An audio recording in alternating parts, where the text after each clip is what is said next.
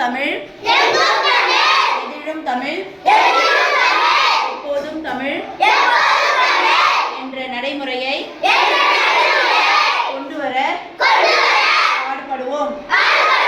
தேமதுர தமிழோசை உலகெங்கும் ஒலிக்க என்னாலும் உழைத்திடுவோம்.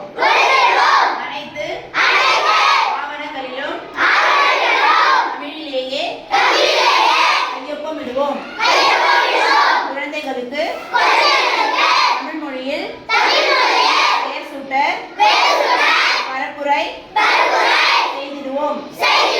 இணையற்ற தமிழுடன் இணைய தமிழையும் காத்து வளர்ப்போம் என்று உலக தாய்மொழி நாளான இன்று உளமாற உறுதி கூறுகிறேன்.